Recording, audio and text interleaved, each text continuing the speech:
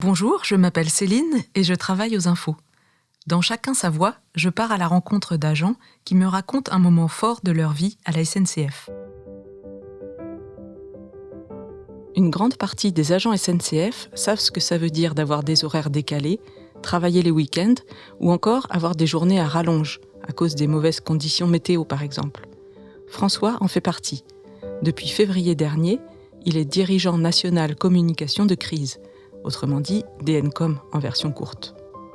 Il nous embarque dans son quotidien et nous raconte le jour où il a pris sa première astreinte sur les chapeaux de roue. La première semaine seul aux manettes, c'était le jeudi 4 février.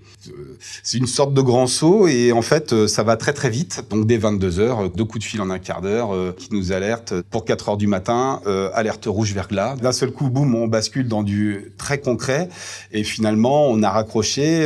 Ça devait être le dimanche 17h.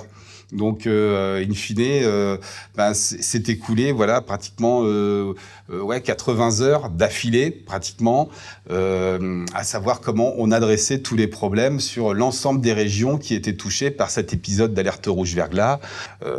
C'est une crise qui a duré hyper longtemps, mais qui a été très très formatrice, avec un collectif de crise qui t'accompagne. Ça, c'est je trouve la grande force de ce métier-là. C'est beaucoup de travail de coordination.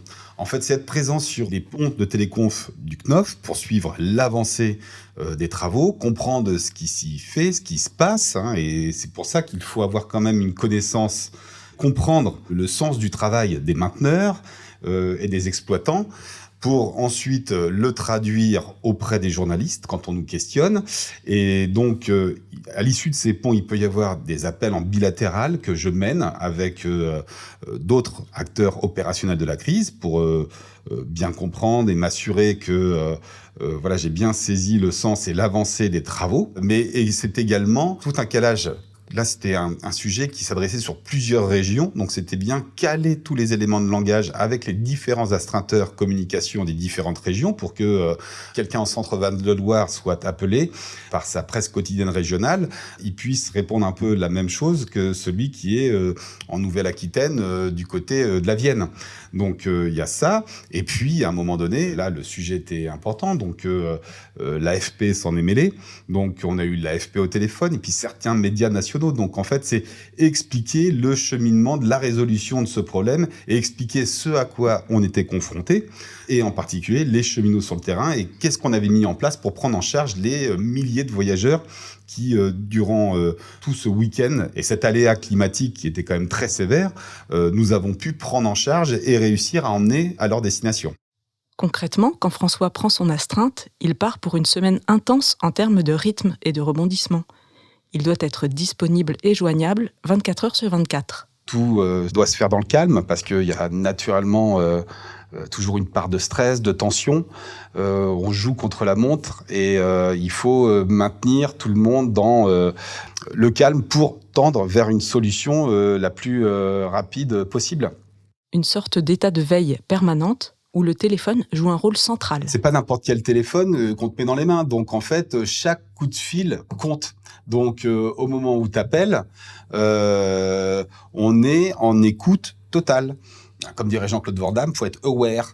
Pour l'aider à rester bien aware, François est d'ailleurs accompagné d'une sonnerie très particulière. C'est une sonnerie de radar, quoi. Je pense que personne, avec toutes les sonneries qu'on peut trouver sur un smartphone, je pense que très peu de gens en France et dans le monde choisissent de mettre cette sonnerie. Donc c'est une sonnerie d'alarme qui est assez désagréable, qui nous fait sursauter, toujours sursauter, fait sursauter les collègues, fait sursauter la famille, mais en fait on ne l'a jamais enlevé.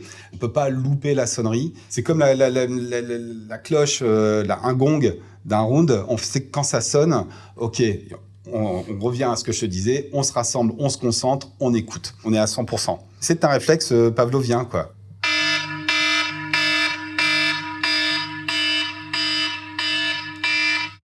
À tout moment, il faut être capable de passer à l'action, tout en gardant un certain recul, afin de prendre les bonnes décisions. À un moment donné, quand tu es pris dans le sujet d'une crise autour du pont de conf avec les autres DN, t'es tellement au cœur de l'action et t'essayes de réfléchir en disant « Purée, qu'est-ce qu'on peut faire ?» Et puis, on peut être pris dans un tourbillon de se dire « Oh là là là, je suis un peu responsable de tout ça. » Et en fait, c'est un conseil qui m'avait été donné par un des DNO de me dire pour bien résoudre une crise, il faut pas s'en sentir responsable au sens où c'est ta faute si elle est arrivée, quoi. Il y a 15 000 trains par jour, il y a 5 millions de clients, il y a naturellement différents incidents qui arrivent tout au long de la journée. Il faut garder la tête froide pour se dire j'aide à la résolution du problème. C'est plutôt la satisfaction d'être un maillon d'un grand process, en fait.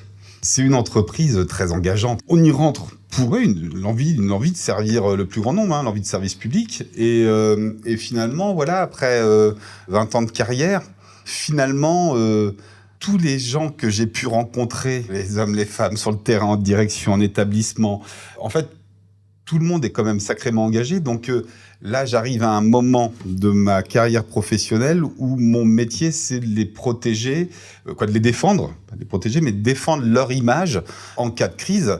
J'y attache de l'importance parce que je sais à quel point le travail est compliqué, pas simple, contraignant, nuit, jour, week-end férié, dimanche. C'est tout sauf ce que on peut entendre dans les dîners en ville ou dans les médias. J'ai à cœur, effectivement, de protéger, de défendre le travail et la valeur travail qu'il y a dans l'entreprise.